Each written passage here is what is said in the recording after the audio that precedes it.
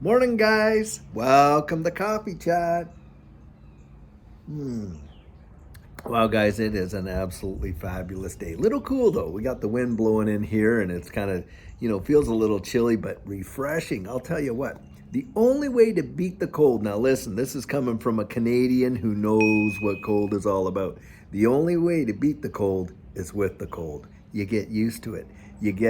That's the only way to beat it, man. And in fact, I've known people that will get up, and what they would do is they'll have cold showers.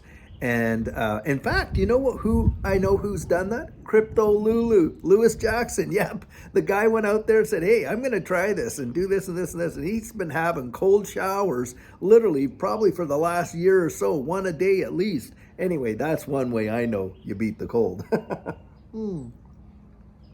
Now, guys, I have a few announcements I want to make today.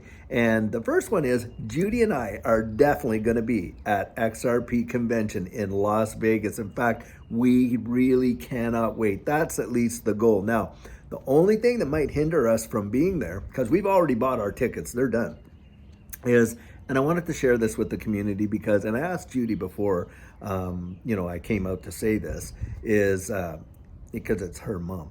Judy's mom has just gotten diagnosed with advanced fourth stage bone and liver cancer. And her mom lives with us. She's 92 years old, and she's lived such a fantastic and full life.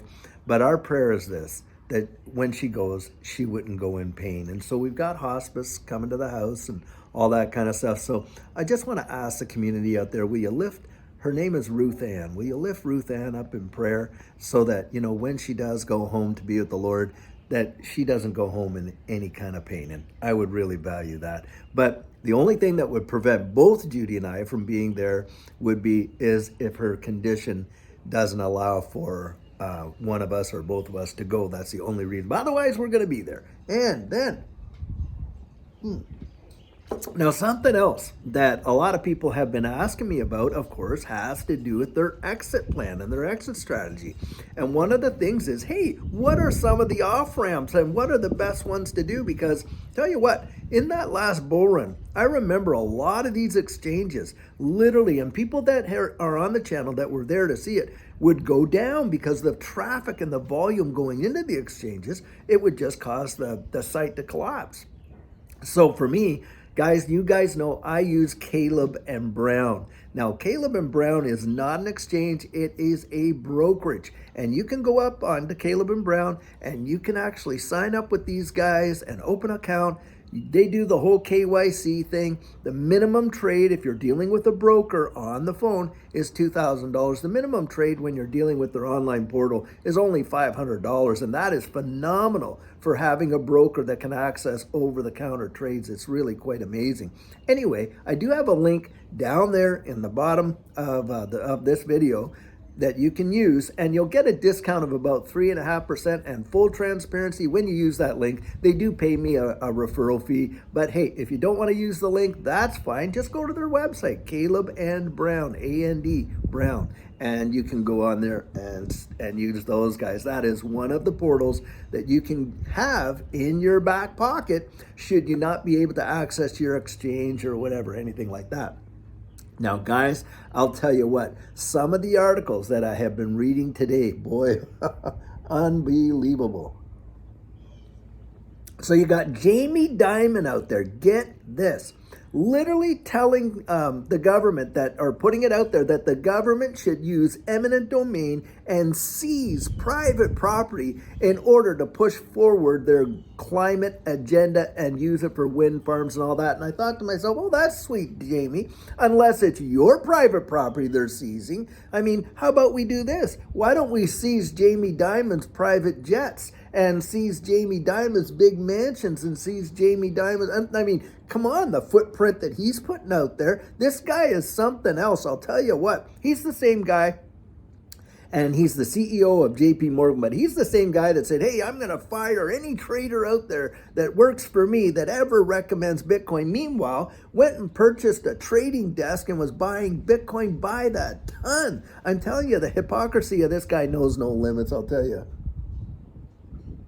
And don't think that he gives two hoots about you and I, the rank and file, and the people that actually bank with his banks and trade with his traders. He doesn't give two thoughts about us. This guy has consistently shown that it's all about his elitist agenda and what he does that's good for him. And he's absolutely ruthless about it. And by the way, guys, takes pride in his ruthlessness. That is absolutely what I see coming out of this guy. And so character speaks for itself, doesn't it?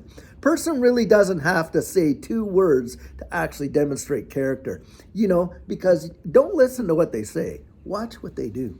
I heard someone say one time, and it's so apropos, don't tell me what love is. Show me what love does. Boy, I'll tell you, that's the litmus test right there, isn't it? And so with these guys, like these big, bankers and all this kind of stuff that want to come in and literally crush this space only so that they can take it under their wing and then promote it from there so that they can actually control it, make all these fees, and throw us all back into the same boat that we've already been in with the current financial system. That's what they want to do with this new digital system. I'll tell you what, they got Gensler, as far as I'm concerned, right in their back pocket as their little puppet on a string, trying to, manipulate the whole situation so this whole deal, this whole digital asset space gets adopted under their umbrellas and keeps the status quo and the powers that be in power. Don't kid yourself. They don't want to get threatened to lose their power. At least that's what I think. Now, the second article is about as telltale as the first. This one had to do with central banks buying gold and silver like it is going out of style. Literally, they are gobbling it up as fast as they can get it. And that should tell you volumes, guys. These are the ones, these central banks that are issuing all of this fiat currency. What are they out doing?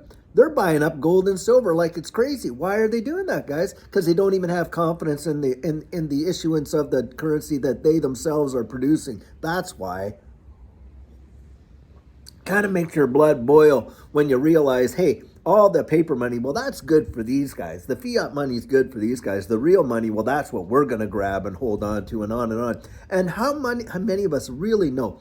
We have watched this gold and silver market get absolutely manipulated to the point where it has been obscene. The price of gold right now should be well over probably $10,000 an ounce. And silver should probably be like at least $150, if not $200 an ounce. But guys, it's not. And why not? Because these gold and silver markets have been genuinely manipulated, and to the point where, the prices have been suppressed. And look at, hey, JP Morgan Chase, didn't they just come out with a massive fine for manipulating the silver market? And that was all. But for them, guys, hey, those big fines out there, it doesn't matter how many hundreds of millions of dollars they are. That's just the cost of doing business. Look, ask yourself this. If you made $1 billion off of sidestepping regulations and things like that, wouldn't you be okay with paying $100 million fine? I know I would. That would just be 10% of what I hauled in. And of course, that's what happens. Nobody faces the music. What they end up going out there and doing is they manipulate the situation and they consider, okay, if we get caught and hauled in, then, we'll just pay the fine because, of course, that's just the cost of doing business. That is exactly how they look at it. That's what their behavior demonstrates. And that's what we're seeing. And so, we have to be so aware and not allow their narrative to manipulate us. Look, don't follow their advice. Follow their behavior. And that's a great quote that I got when I was listening to Tika Tawari.